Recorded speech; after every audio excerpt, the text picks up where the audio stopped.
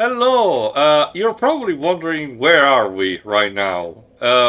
So, funny story. Remember that super dragon that we had to deal with in the last part that I said was connected to possibly the most difficult super boss, Dark Eater Midir, of the DLC? Turns out, while I was trying to, fucking around a bit off screen between parts to trade myself, I accidentally got a very, very powerful summoning ally and I beat it the first try. Oops. Damn. Rough, I know. So that was basically the arena where it was, which many speculate might have been connected to the area where the 30 pygmy, so easily forgotten, got the first piece of the Dark Soul. So let's use this time to Where the check. fuck are we? So let's use this time to check a bit on the Soul of Dark Eater Midir.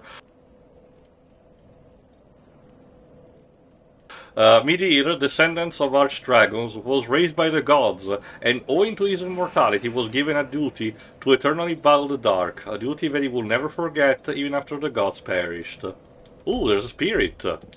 Let's summon him.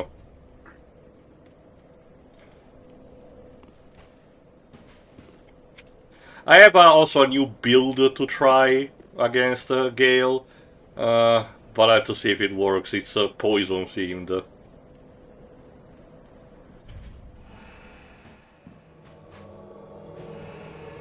We summoned question mark.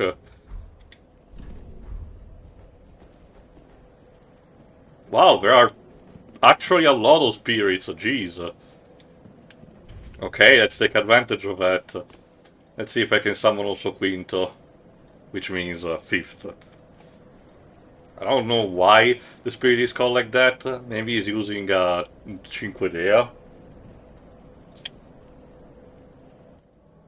Yeah, there you go, there's Quinto.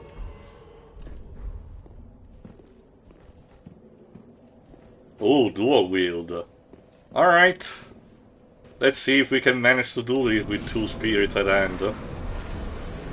So, here's how my actual build consists. It's actually simple. I'm still using the Great Sword of Pharaon, but at the same time I'm having a Poison Dagger, which serves to actually inflict a debuff to Gale, which works really well against him.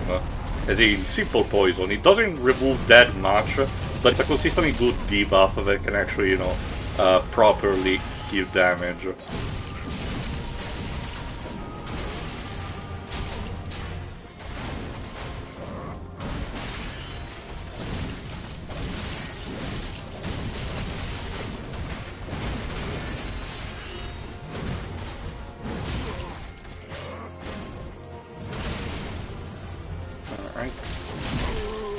So, this is probably, if I had to guess, the part where we actually finish the game, because like I said, we only have Gale left and the actual final boss of the game, which we'll get right after it, but we only have to hope that we manage to beat him properly. There you go, let's get to the second phase.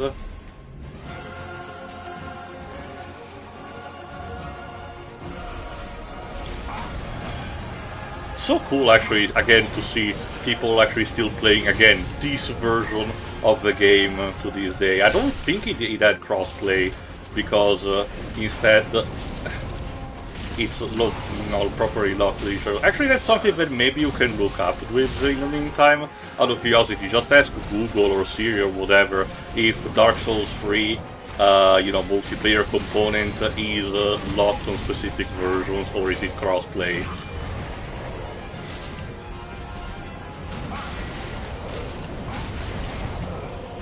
No. Is it? It's not cross-play compatible. So again, these people are using the PS4 version, or admittedly, it might be the PlayStation. They actually are enhancing it on the PlayStation 5, and they're just taking advantage of that. If I recall correctly, it is one of those games that unlocks 60 FPS for the PlayStation 5 version, but I'm not entirely sure. Oh. Keep forgetting that there are multiple bolts of lightning. speaking of which, a small update on MGS3 Delta, since it actually has come out, because again, that has been always my lingering question since it was announced, and you know, we had our run of the original version of the game, or the Blue Point remaster technically. You know, how did they treated the Volgin's lightning attacks? And for the most part, from what I checked so far, they seem to actually be more manageable. I will try to give you a link later, Shiroi, for testing purposes. The glowing is still there, but it's clearly more soft, you know, instead of, you know, intermitting, it's just almost as if like a simple, you know, flame once when the lightning happens. Is it more like what we were just seeing, like, on our end a moment ago? A bit, but technically less, because even it was a thing also in the original. Volgin's lightning attacks themselves are not really that big in size. The problem, I obviously probably did not notice, but the major problem with that was that each time one of them, you know, were on screen, it corresponded to a single flash of white light on screen, meaning that, you know, that was the thing, it was literally intermittent. There we go. With the help of friends, we had defeated Gale, and we get his soul and the blood of the Dark Soul, TM. Yay! And we got a Sunlight Medal because Question Mark was a, you know, warrior of the sunlight. Alright. Let's re-equip. They're having fun. I mean, that's also how they described it in the first game, jolly cooperation. Let's give it a look to what we got, the soul of... where is the soul of your mom, Gale?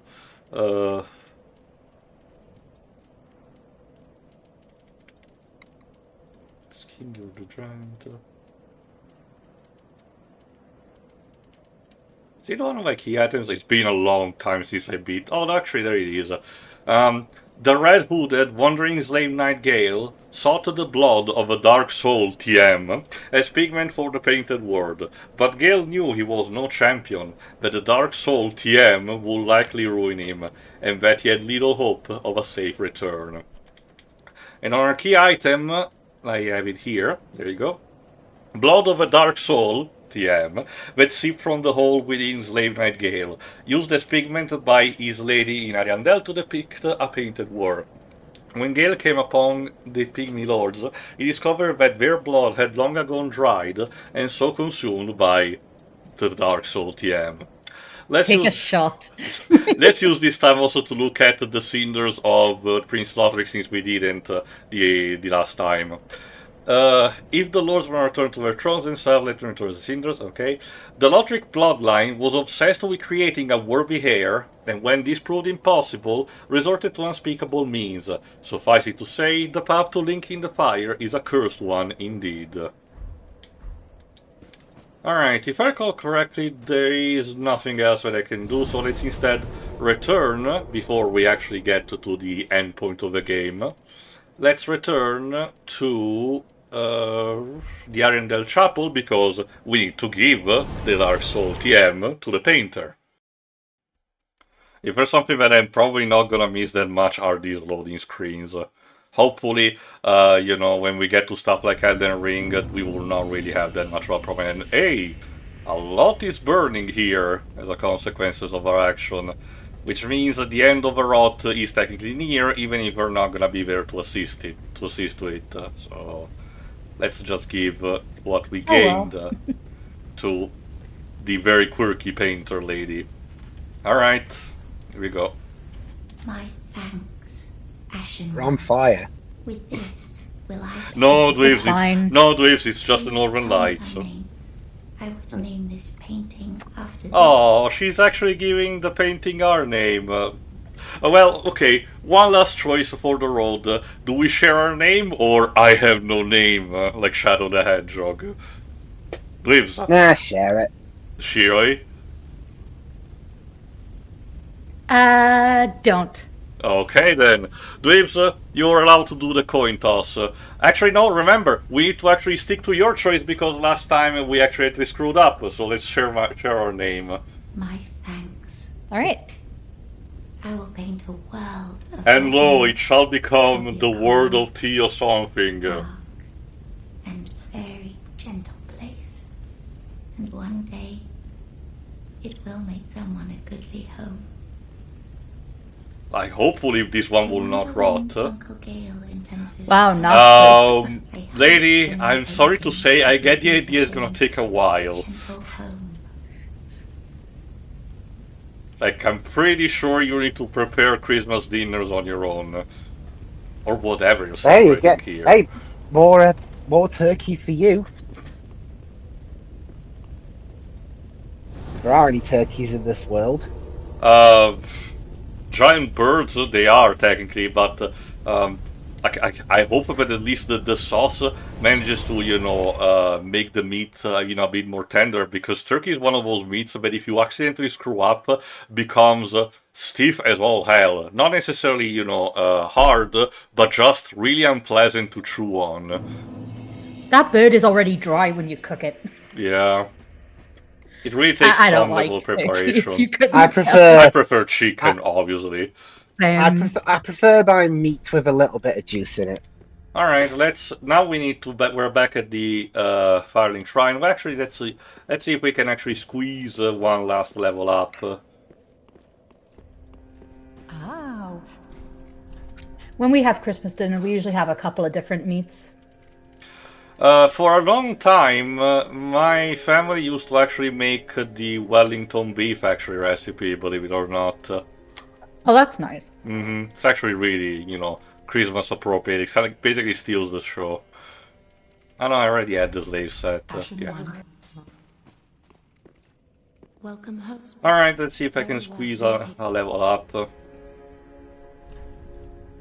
Yeah, just one. Which will be... yeah, one more dexterity. Why the fuck not? Alright, speaking of which, instead, let's also use this to actually talk to Ludlef one last time to see what I could craft with the transpositioning of Gale's soul. Let's see where it is. No, that's his prince. There you go, Gale's Great Sword. Great Sword of the Slave Knight Gale, the only weapon that he kept with him from beginning to end. Original executioner's sword, made for decapitation, this blade is heavily chipped and stained with the blood of countless battles. Which basically allows us to do the leaping attack that Gale was using a lot of times. So let's actually get it, why not? Now.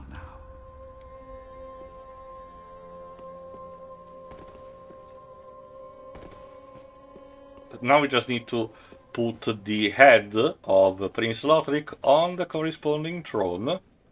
Right here. Poof. And with all the lords on their thrones, the Firekeeper approaches to our last task that we need to do.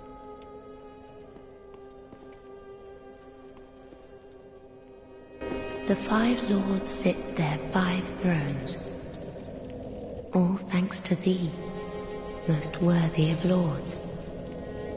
Ashen One, with the lords as thy witness, bend thy knee afore the bonfire's coiled sword, and let the lords' embers acknowledge thee as their true heir, a true lord, fit to link the fire.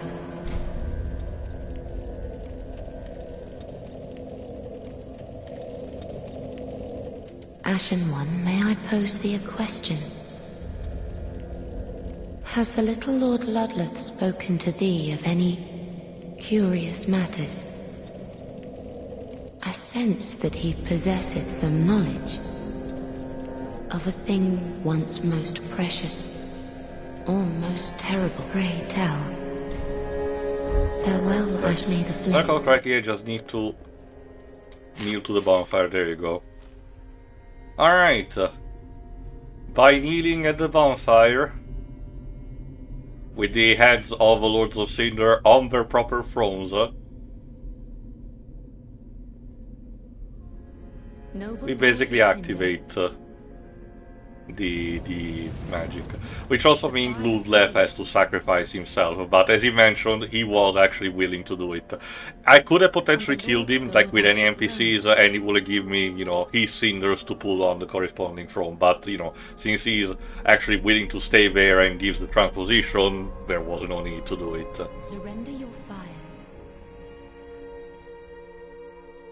to the true air. Their flame fades, and while darkness remains, the Firekeeper will allow their essence to actually be transposed to us.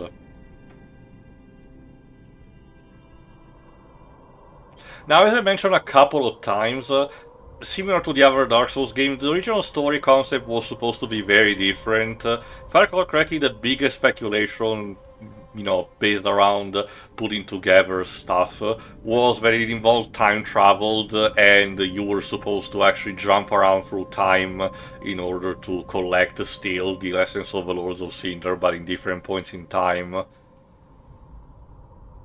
And a couple of concepts that were scrapped in this were instead actually incorporated in Elden Ring in the form of, you know, bosses there. Let him grant death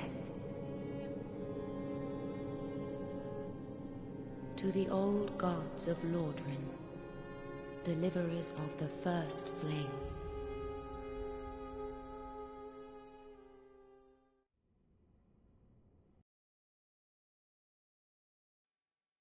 And that was the game. Just kidding.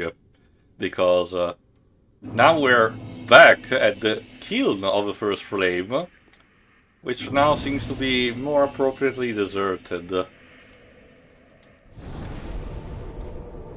you go. And, you know, very sterile in terms of appearance.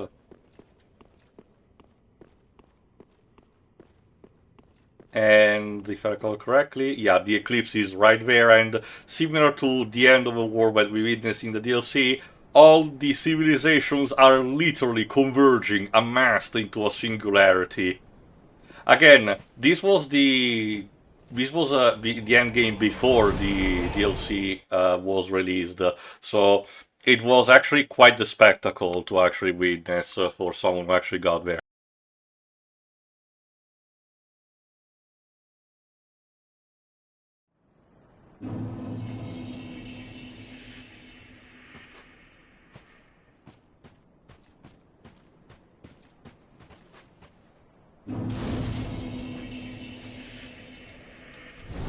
Still, again, it's definitely a bit of a spectacle in its own, just with background design. And if I recall correctly, because I did all of my own work, before I get to the final boss, I can summon a specific NPC to help me.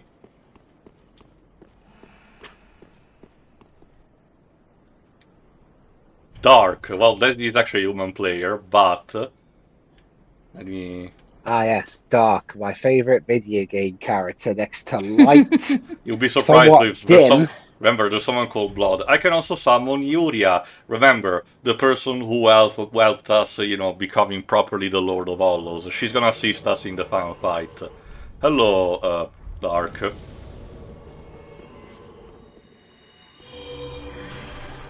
Oh, that's very nice. They actually gave me a buff. Alright, it's time to actually find the final boss, which is... the Soul of Cinder. It's a bit hard to notice because you know the more frantic attacks, but this is the character on the cover, the one that gives the thumbs up, basically. Well, it's supposed to actually you know, release a bunch of ashes, but it looks like he's doing the thumbs up. So the problem is that looks a bit anonymous, and admittedly, yeah, it kinda is. But the gimmick is that he is a combination of every single, you know, being that has linked the first flame up until this point. Meaning that can switch potentially to, you know, different type of attacks and styles, pyromancy, or in this case, there you go, a falchion. Oh shit, yeah, he grabbed dark.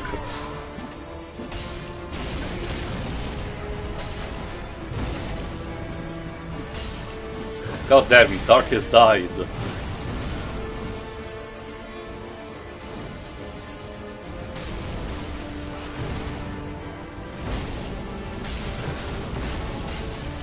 I'm not giving that much damage, admittedly.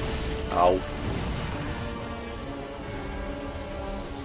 And yeah, the final boss theme is actually pretty gorgeous, actually, on its own, which, as it should be.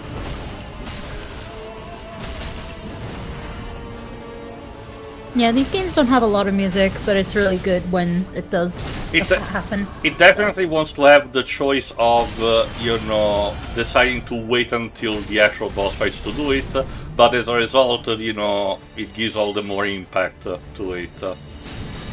Now, Elden Ring actually, I think I mentioned this a couple of times, but also Bloodborne to an extent, but Elden Ring definitely changes the formula a bit by having, regular music somewhere, not everywhere, but in some places.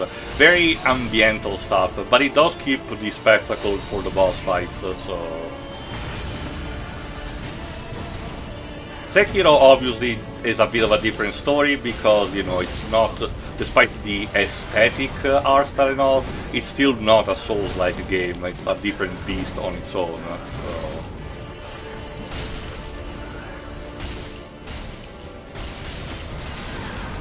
Ow.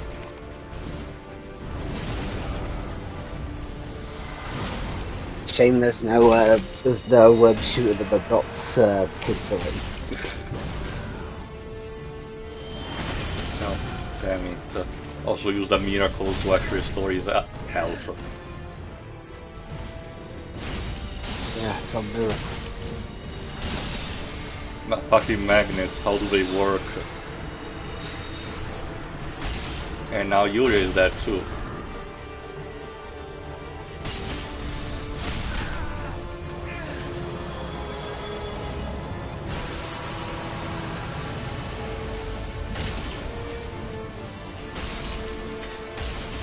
And when we get the HP to 0, you weren't expecting that to be just a one-phase thing. You might pay attention to how the music shifts, because there's a familiar tune in it as is style changes or style combat changes. And start using very, very specific reminiscent attacks.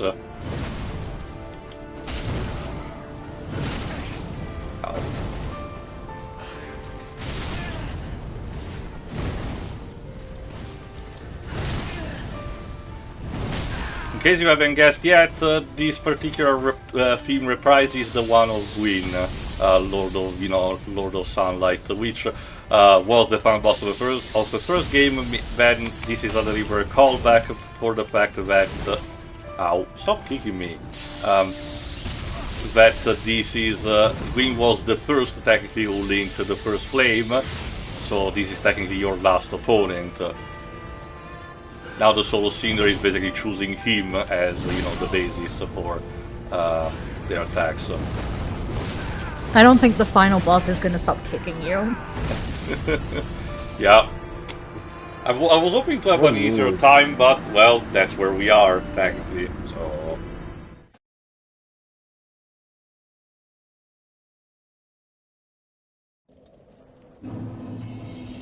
Thankfully, since this is the last area, it doesn't really require too much of a loading screen. And it's just up there. Yeah, it also requires, not as much of a tracking in terms of, reaching there. Alright, let's see if Dark can help us again. Why not? Oh, I cannot summon him. Oh well. Let's just summon Yuria then.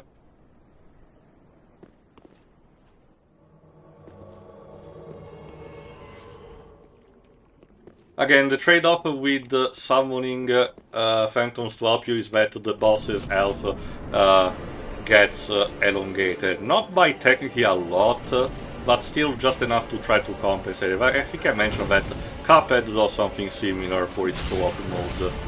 It's a balancing kind of thing.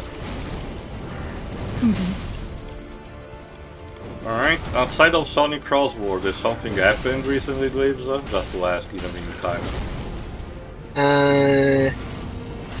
Not much, honestly. I mean, they did do recently the Destination D23 thing. Alright. Where Disney announced a whole bunch of their stuff. Yeah, for the long term. Right now, not much of it interesting. Like, oh wow, Incredibles 3 is gonna be for like 2 or 3 years from now or something. Like, I forgot they were doing that. yeah. Well, it's a long-term plan, so by the time it comes out, we might have genuinely forgot too. I mean, on my end, since I have mentioned it a few times during this this series, at this point, I have now finished everything there is of When They Cry over the last 2 years. Well, did you actually cry? Oh, yes, a lot, actually. It's like, oh, the they, as in the people reading this. Remind me again, it was the anime or actually the games episode? The actual VN. Oh, okay. No, because like I said a couple of times, if it was the anime, I would have told you to stay the fuck away from the Kira OVAs, but you know, there is no need. No, we did the full VNs from January last year onwards till a couple of weeks ago, and now we're doing Fate. Fate, yeah. I think the remake. Nezumi VA streams, if I understand correctly. Yes. Same person that you gave me information for the extra The ARG. DLC video. Yeah, the ARG lore. Very useful. Ow. No, I really enjoyed the series. So now I'm in Siconia Limbo, where I'm waiting for that to be finished. It's never gonna be finished. No. Not with that subject matter, it's not. It's been great, though. A few of us in the Discord server watched a little bit of Go. Oh, okay. Don't like it. There are a lot of things of Fate that I don't particularly like myself, but I don't... Oh, Gosotsu. Higurashi Gosotsu. Ah, okay. Yeah, that too. I still need to catch up properly, but there are a few ideas that I was pondering myself when I was, watching the original anime season that I think could have been, exploited. Like, again, to not say in a spoilery way, the way the series actually performs the time loop main gimmick for its stuff is that due to its setting, like I say mostly to the audience and waves, it shuffles the card into the deck into a specific setting. Maybe a character will behave differently in a different loop due to different circumstances, a butterfly effect, or so on and so forth.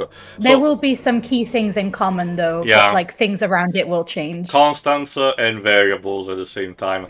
But some of the variables that I wanted to see, it seems that the new series actually tried to do so, but others is something that I particularly don't care. Still better than the Kira OVAs by a mile, because, just for the fact, Kira tries to be... Okay, how can I explain this without being too in-depth? Kira, since with the second season, Kai, they had basically reached the conclusion of a VN properly, it was a relatively fine adaptation. There was also the OVA Nekogoroshi between season 1 and 2, but I don't remember if that was also adapted from one specific segment of the VN. I don't think so. Still, with Kai, they had basically told everything that they need to, so what is Kira about? Kinda a bit of, wanting to have fun, self-aware. Unfortunately, that, involves a lot of characters being flanderized a bit, and that includes also the Dr. Shiri, which, as you can imagine... I hate him! It's not particularly pleasant.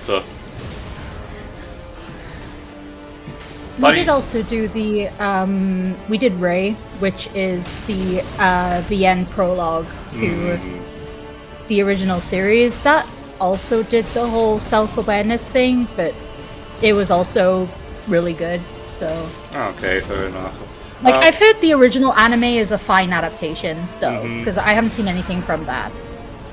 Certainly, it did have a a better idea of the art style to use, which eventually was properly implemented in the VN. I do like the art style from that. Oh, flame diving.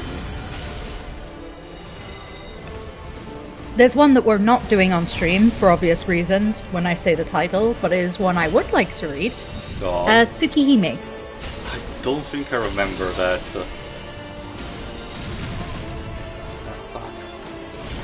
I love that one of these spells actually had the frame rate dip. Alright. Yuria, get away from the explosion! God damn it. Well, it did hit me too.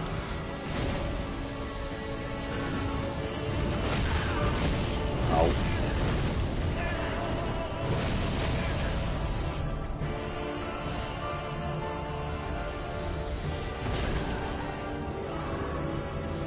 Yeah, that's all that's new from me, really.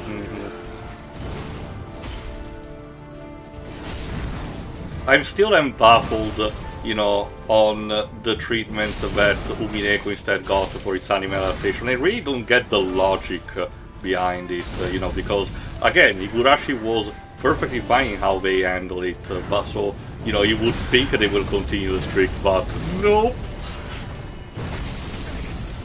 They've been doing, they weren't gonna go past episode 4 because the cast gets huge. Yeah. But, the stage play, adaptations are now on episode 6. Oh. They've been very successful, and, they're hard to find subbed, but, yeah, they've been doing really well. Okay, I'll try to give it a look then. A nice alternative to the anime, I guess. I can imagine. Because it's a lot shorter than the VN, because I know it's daunting for a lot of people. But yeah, so that's a good call if you can find a subtitled copy.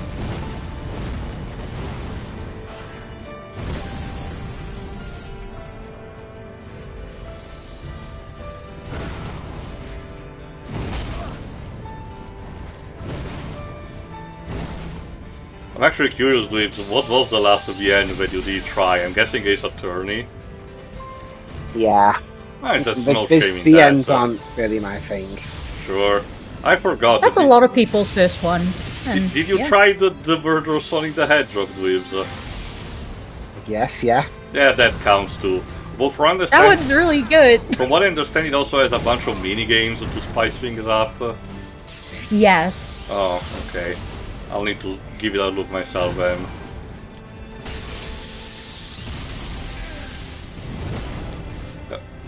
Like, it's not as egregious, I would say, but it's a little bit, it's not too different in concept from Danganronpa 2's Logic Dive. Okay, I get it. Also, they included some nice accessibility settings for that too, just in case. Okay. I mean, after all, it basically is a promotional piece, and was free to play. Yeah. So. I certainly needed them for the later ones of those because I could not do that at all. No, don't drop So it was me. nice. Oh. Okay, no, we're fine. We're still fine, but we're basically out of Estus with this. Everything's alright now. We're all fine. We're fine. Thank you. I'm not How are you? dead. Shut up, you'll be stoned in a moment.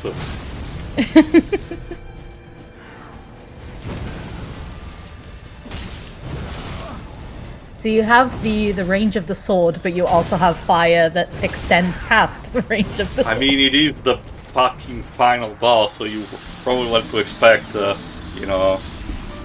motherfucker to actually... And again, keep in mind, Itaka Miyazaki specifically designed the boss to counter the strategies that people had against the Gwyn in the first game. I didn't got to show them, but there were a thing, like when all the people parrying his attacks, which was very easy to do in the first game.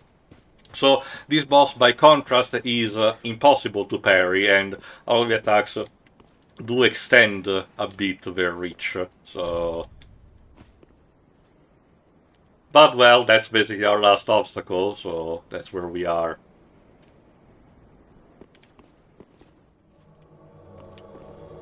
I don't think the boss is weak to any specific, debuff, so I cannot really use the poison strategy I use for Gale.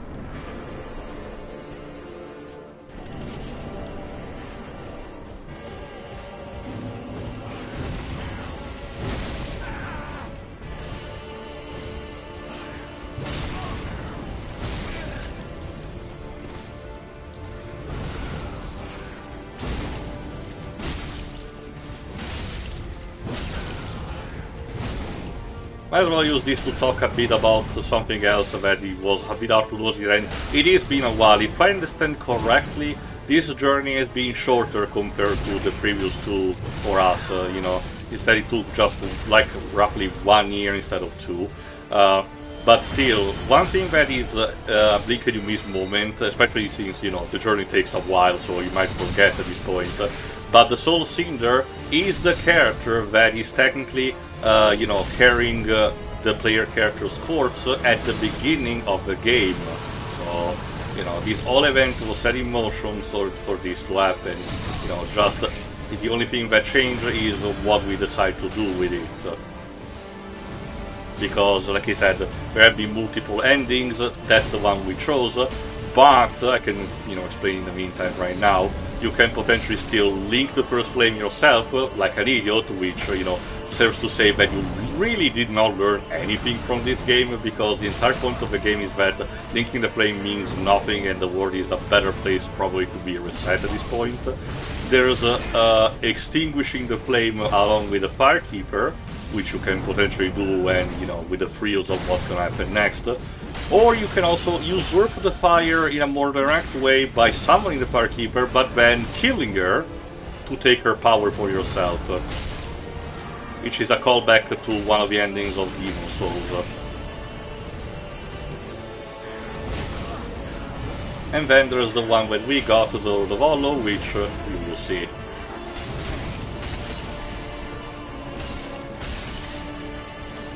Alright, now Yuria, stay away from the explosion, please. No, okay.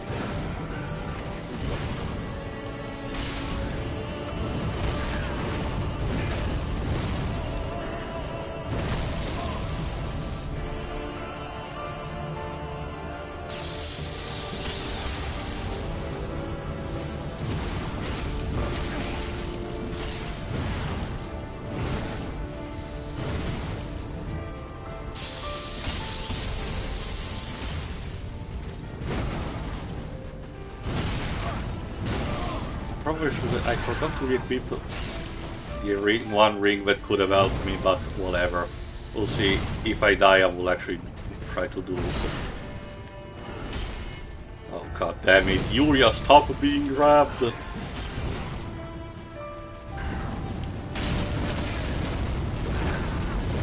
Yuria is dead.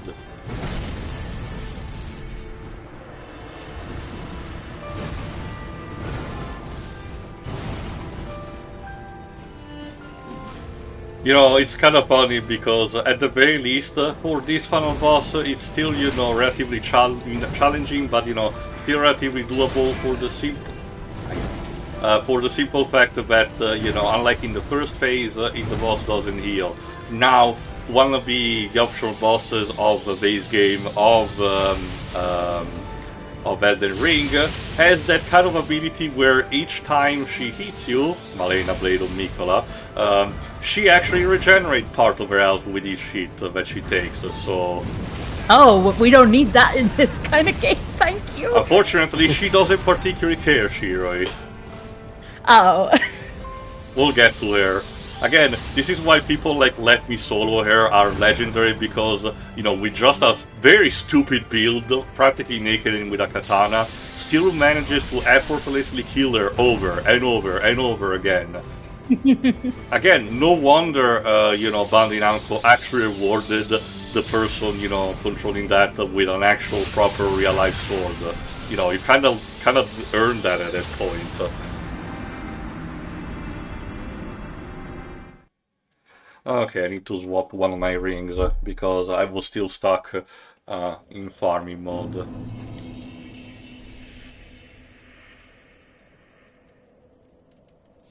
I have seen an amount of Elden Ring through various streamers and such. Mm-hmm.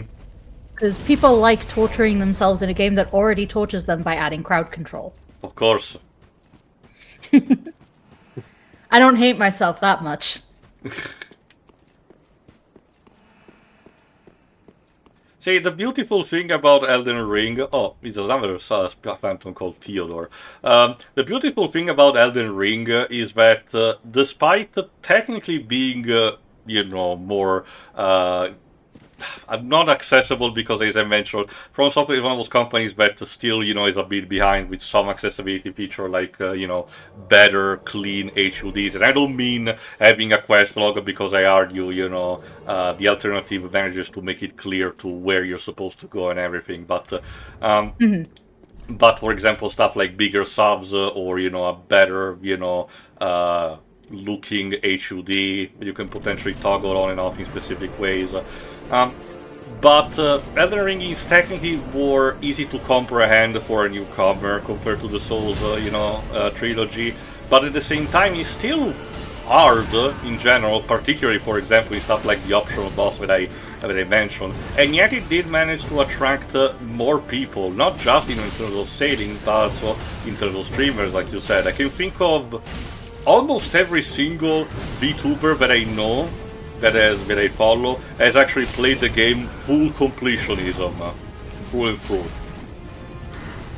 There are, I know, like, an amount of cozy gamers, as they're known, who have played Elden Ring specifically and have really enjoyed it. Ah yes, the coziest of games, witnessing the fall of civilization.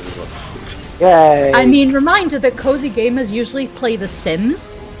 Which, to And be fair, the yeah, stuff, the stuff that women will do in those games specifically is horrific. So I think I know a few things, yeah. walk around.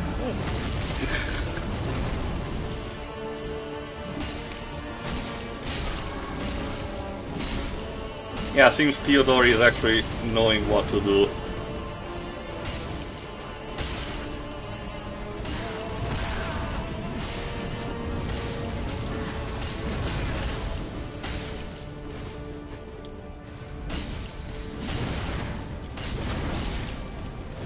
Will there be any extra stuff after this? No, part? we're technically we're back. Like I said, the final boss, and we're done. Final thoughts in the credits and everything. Again, like I said, after this, well, not obviously today, but after this, we're gonna instead start our very British journey in Bloodborne. So we're not gonna do Elden Ring just yet. Well, Bloodborne came first, so.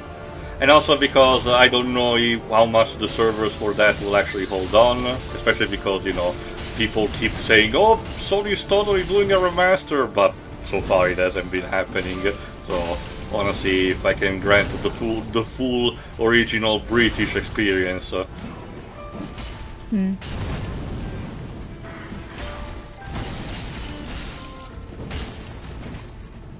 When it comes to Demon Souls, I'll let to decide what to do. I'm actually testing these days the RPCS3 emulator, so maybe we'll actually do it the original on there, because I still don't have any intention of playing, you know, getting a PS5.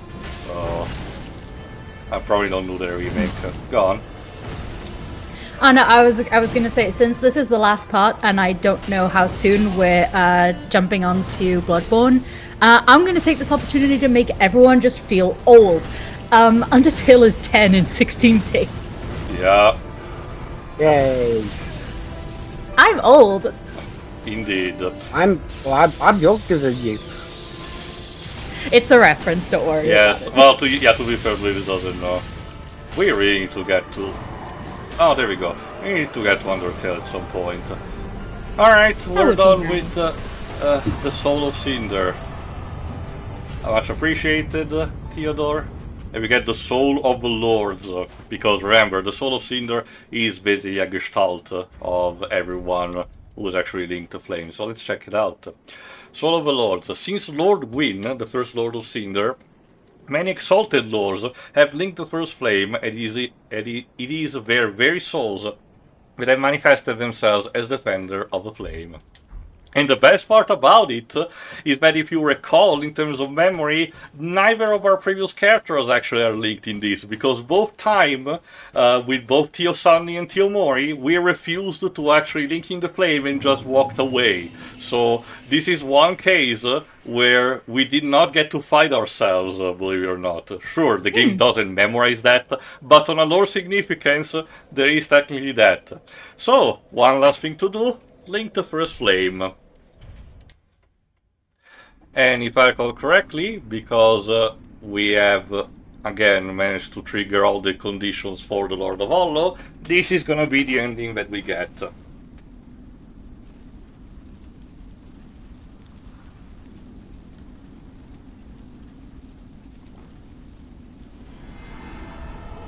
And yeah, we managed to actually keep the Sage's hat all the way through. And yeah, because again, Lord of Hollow, we instead of actually proper linking the flame, we just fall onto the ground, and when we wake up, the flame is about to fade.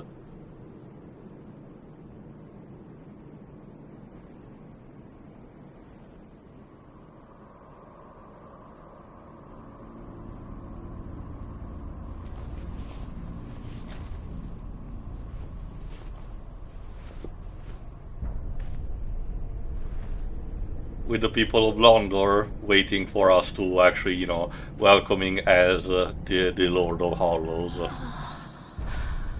Also, on the right, with Anri, our spouse.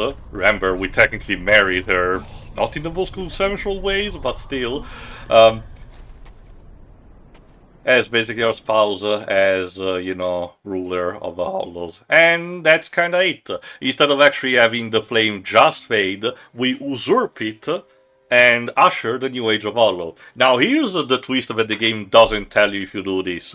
If you instead decide to kill Yuria because you don't particularly care about this ending and you want to actually, you know, properly kill her, you will know that this particular ending was orchestrated by one of the Great Serpents, Kaf, the one that we did not find in the first game, but that was piloting the character to not link the first flame. So in the end, he got his wish. And because so far there hasn't been any sequel, as it doesn't seem like Bandai Namco and From Software wants to make a Dark Souls 4, this is technically the end, for now at the very least, of the franchise. So, I would say that the efforts of Tio Sunny and Tio Mori in the past were for nothing, but remember, they did not link the flame anyway, so free for free, we get basically what we want. Final thoughts, Libs. It's fine. I mean, again, I think the story of these games is more you look around and find it, as opposed to there being a basic story from beginning to end. And from what we got, it's okay. Gameplay looks fun, aside from the odd occasional, really gratuitously difficult moment. The music's nice. And, for a PS4 game, the graphics still hold up decently well enough. It's actually very interesting that you say that, Waves, because, again, I think I mentioned a previous part, but you noticed, how relatively linear and more cramped in terms of spaces this game was. Elden Ring still managed to release with a PS4 version with the same kind of frame rate as this, mind you, so not really chugging, keeping a relatively steady 30, not much dipping, but with, I think, 5 times the size of that. How did they pull off for the PS4 is beyond me. That's about it. It's, well, it's better than the last one, at least, in terms of practically everything. And I'll be interested to see where the next game takes us. Mm-hmm. Alright, Shiroi. Yeah, this has been really good. I mean, in terms of, just watching it and rather than playing it, it does seem a lot better than 2. The music is always really nice for these. Generally, like, I like the vibes of these games, even if I couldn't personally play them. Like, the environments are really nice. Story is also good, and yeah, I think that's it. Are you I both guess. feeling, speaking of being old, are you both feeling that old for the fact that with this trilogy has technically taken us 5 years to get to this point, roughly? Oh damn! Wow. That's almost a um, sixth of my, no, actually almost a seventh of my life currently. it's a little under 6 of mine. At least, damn. Undertale and Splatoon both turning 10 this year made me feel a lot older. Yeah, 5 years is a long time. It's been fun though. It is about both the journey and the destination, I will argue. Again, one Yes. might feel as, the end might feel, kind of a poof, something like that. But one thing that From Software manages to be consistent, because again, people seem to think that only starting with Demon's Souls this thing happened, but no. Even with early Kingsfield, Echo Knight, and Shadow Tower games, they did manage to actually still capture this particular feeling, the atmosphere, the importance of the journey, and even if the endings were not particularly long, satisfying, or answered a lot of questions, they were still satisfactory to some degree. And I think it's arguably, applicable to this game too. Like I said in the previous games, there is still that kind of feeling that, yes, there is the frustration factor of you not getting there, but for the most part, yes, not everything can be perfect in this kind of way, but for the most part, there is that kind of sensation of wanting to have one more go, the feeling, the desire of, again, like I said, getting good at something, and the rush of adrenaline of the idea that only one of you between you and the boss is gonna get out of the arena alive. And it better be you. And it better be us, yes. Again, there's something that this company manages to nail in terms of, atmosphere definitely, but also the sensation of you feeling so small and yet potentially becoming so powerful without having to necessarily fall into the power fantasy. You can arrive to the point of, means meeting the bosses with no much effort, but it requires a lot of preparation and knowledge that you don't have at the beginning of the game. So you are bound to actually, play a good chunk of these games the way they were intended. But still, I really like also the music for this. The only thing is that obviously the frame rate is, capped, but again, a compromise to having been taken there. If I had waited long enough, I would have used the PC version of referenced, which, is uncapped, but again, what can you do about it? And it's gonna be a thing also for what we will do next, which also, is a good segue for, the last thing to say. Again, we're gonna do Bloodborne next. Elden Ring will have to wait, but again, Bloodborne shouldn't really take that much because it's roughly it's not as long as this, and while it had one DLC episode, in total it should really not take that much, especially because that one actually has an EXP, farming exploit that we can use. Just wait until we get there. It's kinda infamous for the people who know about the game. But again, that just opens the floodgates to also other things like Lies of P, for example. Like I said, we're not going to do Lords of the Fallen because that one is just a pain. But Lies of P is a good alternative, potentially. We'll have to see if Jova is interested in these or not. But Sekiro instead is gonna not be a properly recorded thing because it's the more intended way to actually be visualized instead of actually the streaming format, despite everything. But instead, tuning us with us for the next time, where we transition away from the land of the gods and everything to a more Victorian London inspired city, Yarnam, in the middle of a night of a hunt where beasts are roaming around the city and the hunter must hunt in very gratuitous British ways. See you next time The British for are coming. Bloodborne. The British are coming. Yes. See ya. Yeah.